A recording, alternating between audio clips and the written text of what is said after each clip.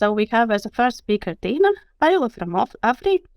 Tiina just told that the whole topic arised very logically from us in the first ESG talks discussing about the reports soon to be provided to the banks, and of course then the environmental issues and carbon footprint are the first ones to be reported about, and that's why before going into deep into any other topics of ESG, then of course carbon footprint is something important to talk rather in the beginning, earlier than later. And one of the things around or thoughts around of ESG and the ESG talks was that of course the topic is very large, and it's not that we as lawyers could solve or consult on anything related to ESG, because it's just involves too many expertise is required. And so one of the ideas of ESG talks was also to show or introduce to our clients and other other experts, which might be useful when thinking about the ESG and trying to solve ESG related issues in the companies, be it strategy or whatever else. So I'm happy to introduce you, and the floor is yours, and probably you can start with I don't know, 2 words about Afry as well. Thank you, Eva. Yes, I'm very happy to be here, so thank you for the invitation. And as Eva introduced, I will talk about the climate impact and what it means from company's perspective, and what should we be prepared for. And just checking that you can now see my screen. Yes, it's there. Yes, perfect. Thank you. Yes, Afry, or how we pronounce it in English, Afry, is probably not familiar to all of you. You might have heard of OS and Afry, which were 2 separate companies before, but they merged some 4 years ago. So OF was from Sweden and Afry from Finland, and now together we are Afry. And we are a consultant company with engineering, design, and advisory services. Total number of staff is currently 90,000, and our main focus areas are infrastructure, food and life science, clean energy, and bioindustry.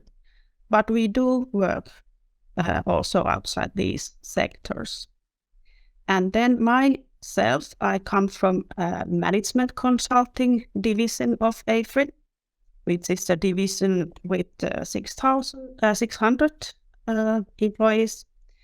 And we work mainly supporting managers in companies with the issues regarding energy transition to bioeconomy, decarbonization, sustainability issues, etc.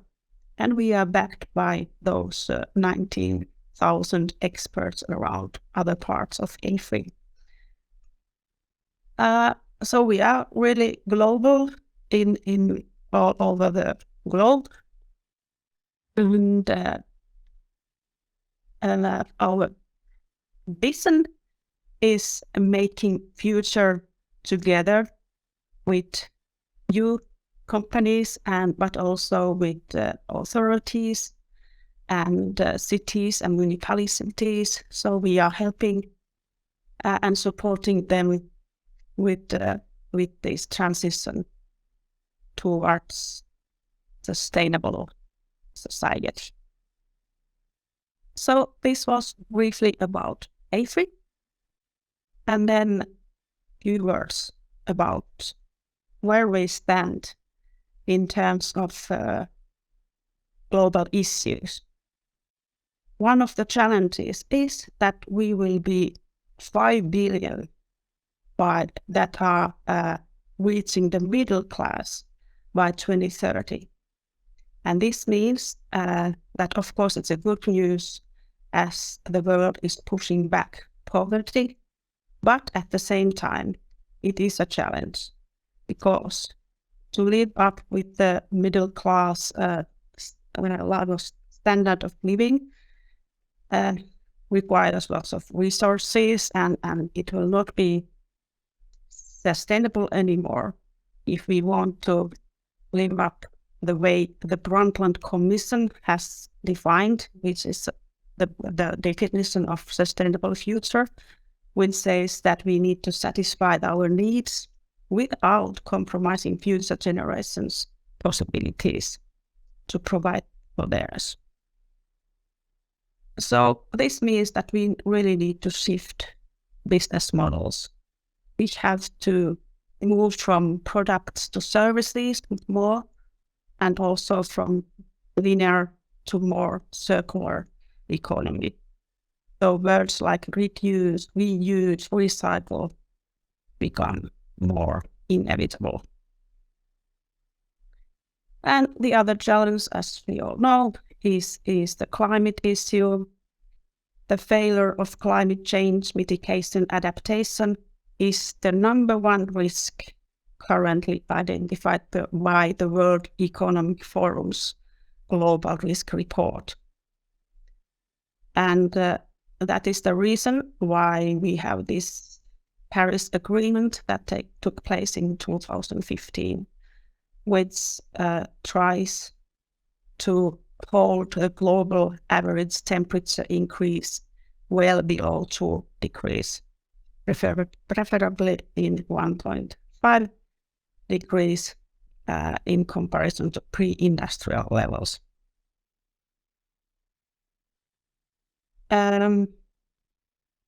There is also this so-called carbon law, which is proposed by researchers to tackle the challenge. And the carbon law means that we should halve the greenhouse gas emissions every decade.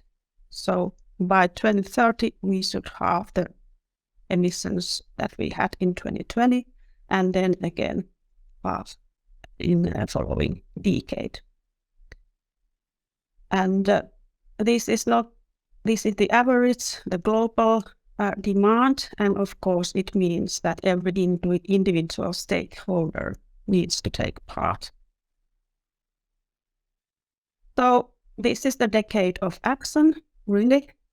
And the good news again is that to halve emissions for the first decade is a big jump, but also for many companies it's the easiest part, the first half. And while it's a huge challenge, it also may come with enormous business opportunities. There are also many other megatrends companies have to consider, like brand and reputation, regulatory requirements that are increasing, the complex supply chain. It's really hard nowadays sometimes to control the whole supply chain, and as we have now learned, they are very vulnerable in cases of crisis and so on. Also, consumers have changes their preferences towards more sustainable issues, so the pressure from their side.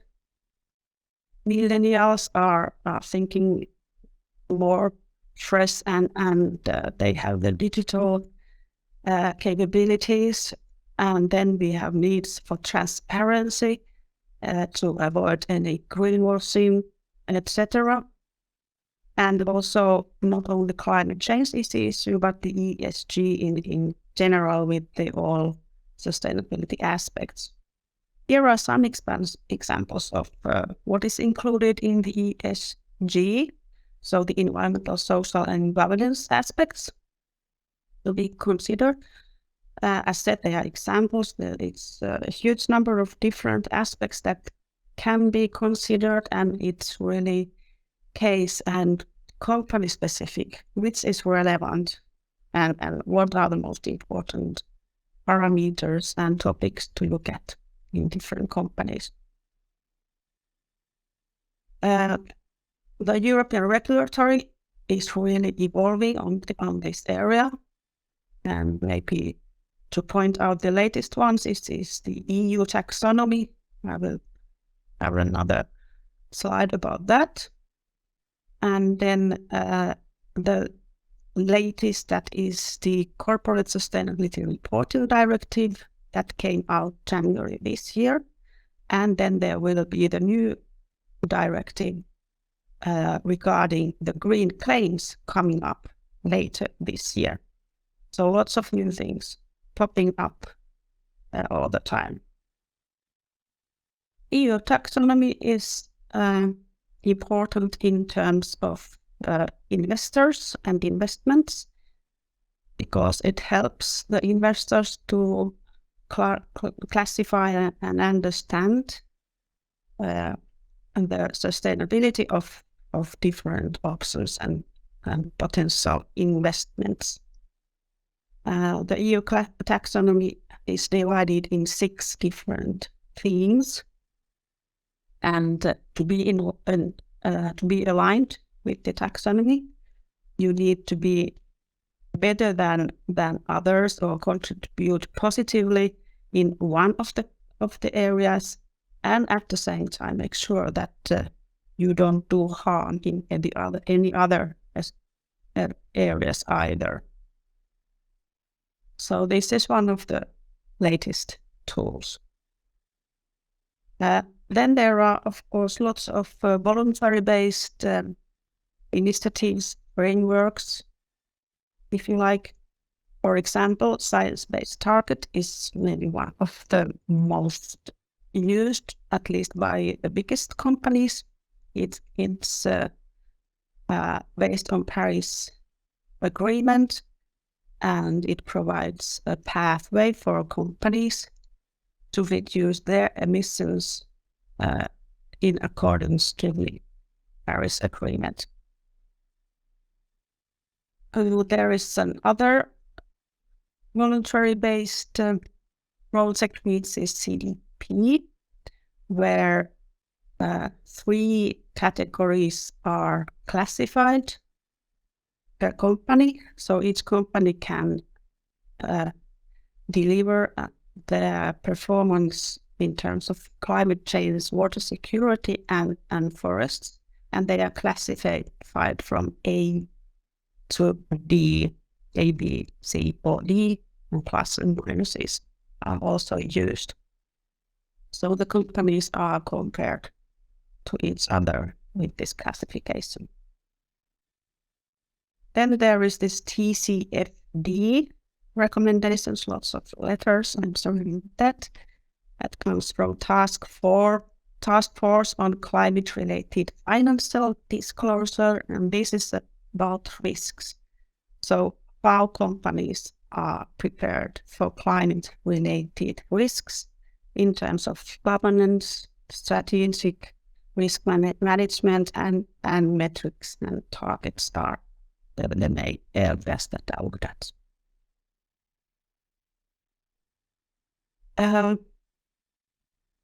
So how to react? For example, what comes to energy sources, there are lots of ways to decrease fossil carbon emissions, like switching from fuels more to electricity side. Biogas and biomethane are green options. Hydrogen is very much on hot potato at the moment. Of course, it takes lots of energy that needs to be green. So green electricity is needed to produce green hydrogen. Energy efficiency can be improved, even though in many companies it is already improved quite as much as possible.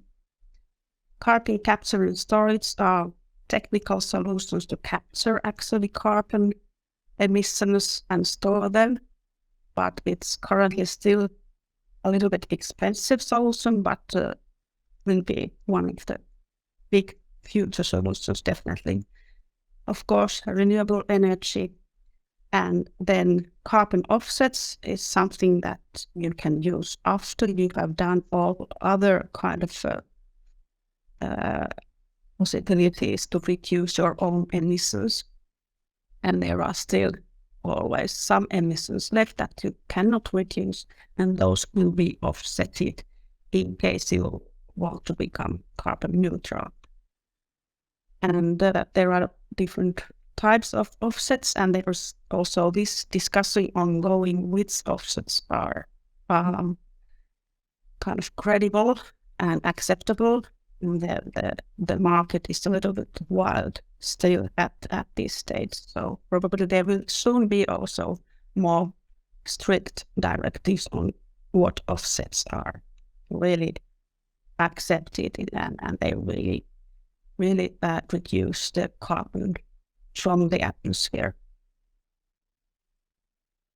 At Afry, we, for example, support our clients with developing science-based decarbonization strategies and roadmaps where we can analyze the current situation, that is the starting point, and then make roadmaps of different options in case you, for example, would like to become carbon neutral.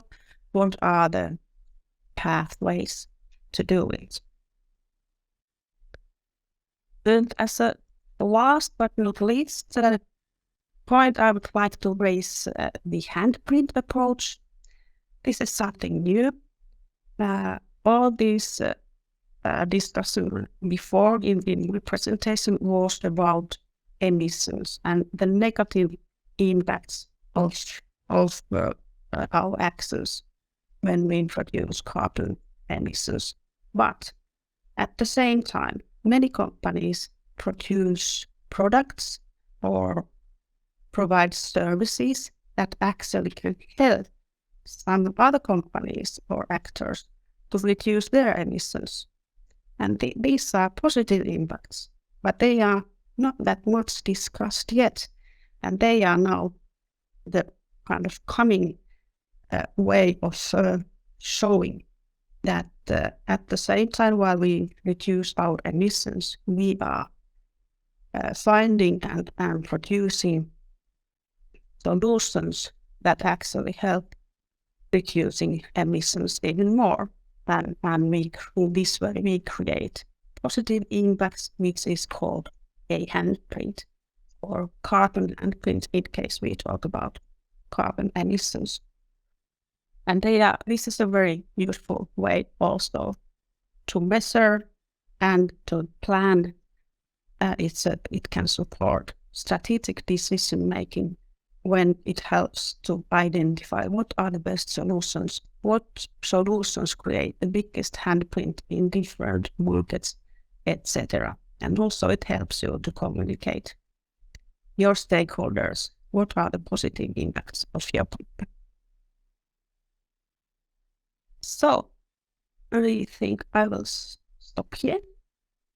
And of course, open for any questions.